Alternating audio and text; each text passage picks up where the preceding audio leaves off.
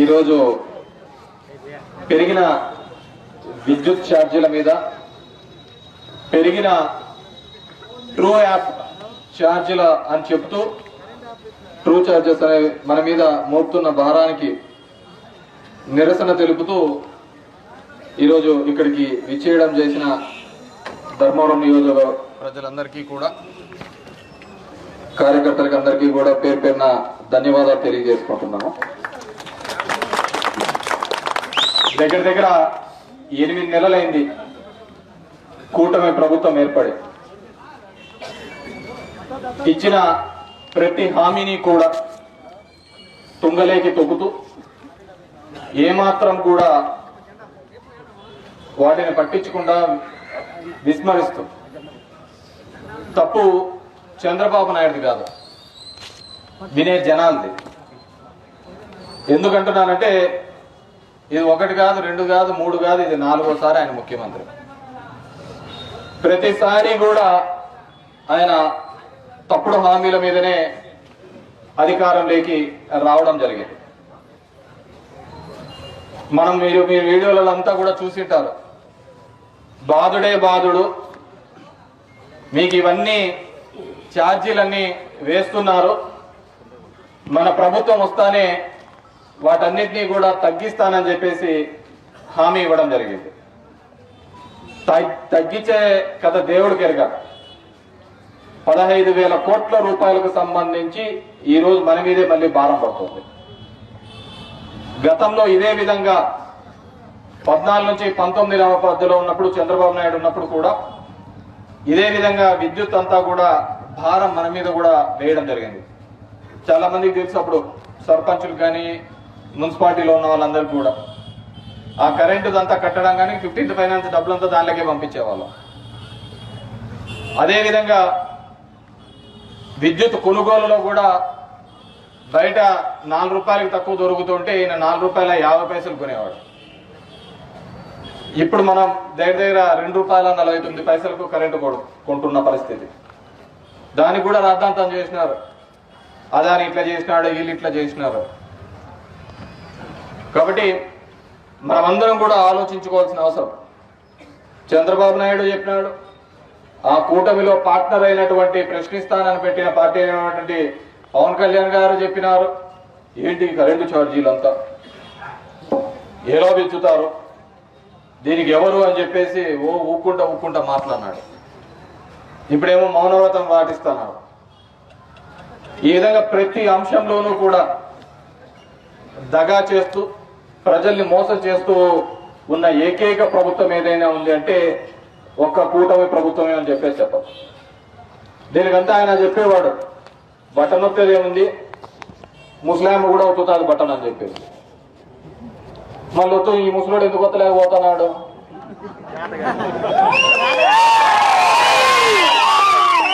అప్పుడు ఒత్తడానికి ముస్లాం కూడా ఒత్తుతాది, బటన్ ఒత్తడం పెద్ద కష్టమైన పనేం కాదు, అది ఏ ముస్లాం అయినా ఒత్తుతాది.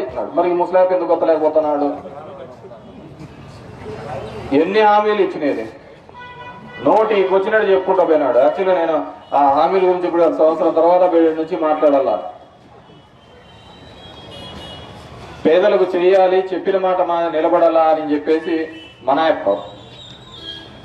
ఏదైనా చెప్తా అంటే సార్లు ముందు అధికారం లేకొస్తుందని ఈ అప్ప. జనాలు ఏ అప్పని నమ్ముతున్నారు? అబద్ధాలనే నమ్మినారు. ఈరోజు అంటున్నారు మాకు ఇవి పెంచినారు, ఇవి పెంచినారు అని చెప్పి. జగన్ రెడ్డి శిలకకి చెప్పినాడు. ఇవి కాదయ్యా, ఉంటే నాకంటే పెద్దగా ఆలోచించి చేసే వాళ్ళు ఎవరైనా ఉంటారు. నేను ఏదైతే చేయగలుగుతానో అది మాత్రమే చెప్పగలుగుతాను, ఏదైతే చెప్తానో అది మాత్రమే చేస్తాను అని చెప్పేసి. ఇది ఒక పిల్లలకి 18,000 ఇచ్చానంటే 15,000 ఇచ్చానంటే నీకు 15,000, నీకు 15,000, నీకు 15,000. ఎవరికి 15,000 కాదు కదా, జయంతి గారు ఇచ్చింది దాకా 18,000. అవన్నీ ఇవిగా ఆ విధంగా ప్రతి సందర్భంలోనూ కూడా మోసపోయినా దగాపన్నం అనే మాటలు అనేది లేదు. ఎందుకంటే ఒకసారి కాదు, 2 సార్లు కాదు, ఇంతకుముందు చెప్పిన 4 సార్లు మనం తెలిసి నెత్తికి తెచ్చుకున్నాం కదా ఈ సమస్య. నేను ఎప్పుడు అంటా అన్న వీళ్ళకు లేదు అంటే జనం దగ్గరికి ఎందుకుందంటే మా యొక్క పెద్ద బలహీనత. వాళ్ళ తరపున మనం పోరాడాలి కదా. వాళ్ళ తరపున మనం ఫైట్ చేయాలి కదా, వాళ్ళ తరపున ఇది చేయాలి అంటే వాళ్ళ తరపున మనం అన్నీ చేస్తున్నాం. కానీ వాళ్ళు మనల్ని వద్దనుకొని అవతలికి పోయినారు కదన్నా, వాళ్ళకి వీళ్ళ గురించి తెలియాలి కదా, వీళ్ళ గురించి తెలుసనే కదన్నా. లేదు లేదు ఇప్పుడు చూడు 6 నెలలు 8 నెలలు అయింది, అప్పటికే రోడ్లకి తిప్పుతున్నాడు. అప్పుడు అధికారంలో ఎప్పుడో ఉండలే, అందరినీ ఇంటింటికి పంపించా.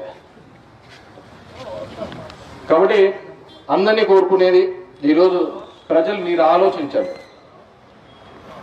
ఏ విధంగా ఈ రాష్ట్రాన్ని సంపద సృష్టిస్తానన్నాడు. నాకు తెలిసి మనకేమో లక్ష కోట్లకు తెచ్చినాడు, మనకు లచ్చ కొట్టినాడు. అతని సంపద ఆ విధంగా ఉంటుంది. నోటికి వస్తే అబద్ధాలు ఆ సందర్భాన్ని దాటేసుకుంటా పోతాం. మనకు అంతే. నేను ఎప్పుడు చెప్తుంటే ఒక రాజు కథ, అతడు రాజు నీకు 1000 ఏనుగులు బలం అంటే బంగారం ఇమ్మంట అంటాడు. ఇంకా నీకు కొండంత బలం ఉందంటే బంగారం అడిగితే నువ్వు చెప్పినది అబద్ధమే, నేను చెప్పినది అబద్ధం, ఇంకా బంగారం అనేది ఎక్కడ ఉండదు అని చెప్పి. అట్లా కూడా మన యొక్క పరిస్థితి. నీకు చెవులకి ఏది బాగుంటుందో అది చెప్పుకుంటా పోయినాడు. ఈరోజు ఎస్సీ ఎస్టీ కాలనీలో మామూలుగా కరెంటు దానిలోకి పోతే అంటూ ఉంటారు, మేము ఇందిరమ్మ టైం నుంచి కరెంటు కట్టడం లేప్ప, మాకు ఇప్పుడేం నుంచి పీకుతున్నారు అంత కరెంటు. ఇందిరమ్మ టైం నుంచి కట్టకపోయిన పీకరేమో కానీ చంద్రబాబు ఉంటే మాత్రం కత్తిని కట్ చేస్తారు. అంతకుముందు చూసాం ఇదే కరెంటు ఛార్జీలు ఇదే విధంగా చేసినారని చెప్పేసి బషీర్బాగ్ దగ్గర రైతాలందరూ ధర్నా చేస్తే కాల్పులు చెప్పినాడు చంద్రబాబు. ఈ సంపద సృష్టి ఇవన్నీ కూడా డొల్ల, అన్ని అబద్ధాల యొక్క మాటలు. దయచేసి ప్రజలు కూడా ఇంకా టైం ఉంది, ఆ జమిలీ వచ్చి 3 ఏళ్లలోనూ అయిపోతుంది. గమనించండి, రాజకీయాలు అందరూ చేస్తుంటారు, ఓట్లకు వస్తుంటారు, పోతూ ఉంటారు, అందరూ చేస్తుంటారు. కానీ మనం అందరం కూడా గమనించాల్సింది ఏంటంటే, ఎవరు ఈ రాజకీయ చరిత్రలో ఒక చెప్పిన మాట కోసం పరితపించి పనిచేసిన నాయకుడు ఎవరైనా ఈ దేశంలో కానీ రాష్ట్రంలో ఉన్నారు అంటే అది ఒక్క జగన్మోహన్ రెడ్డి గారే.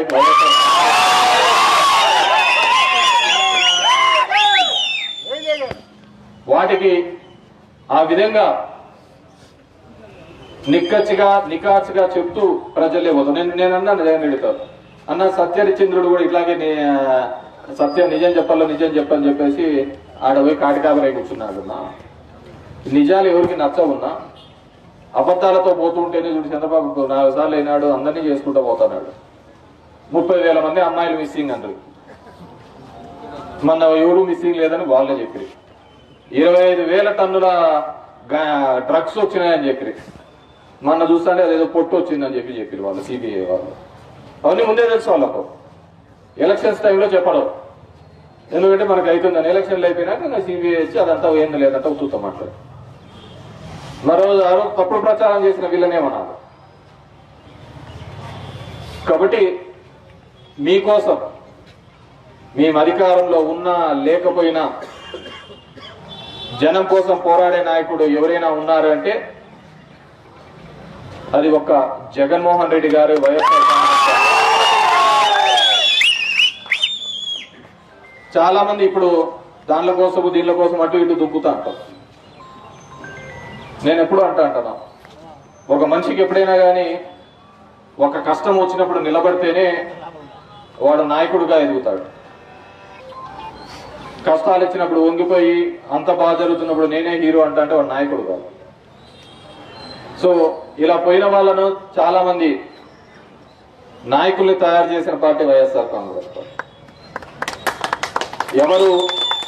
ఎవరున్నా లేకున్నా కొత్త నాయకత్వంతో ముందుకు నడుస్తాం, ప్రజల తరపున పోరాడతాం, ప్రజల గొంతుకై నిలబడతామని చెప్పేసి తెలియజేసుకుంటూ, ఈరోజు ఇంత వర్షం పడుతున్నప్పటికీ కూడా ఈ కార్యక్రమానికి విచ్చేసినటువంటి రైతన్నలకు, వైఎస్ఆర్ కాంగ్రెస్ పార్టీ కార్యకర్తలకు అందరికీ కూడా మరొక్కసారి పేరు పేరున ధన్యవాదాలు తెలియజేస్తాను. జై జగన్, జై జగన్. పెంచిన విద్యుత్ ఛార్జీలు వెంటనే, పెంచిన విద్యుత్ ఛార్జీలు వెంటనే, పెంచిన విద్యుత్ ఛార్జీలు వెంటనే. Thank you very much.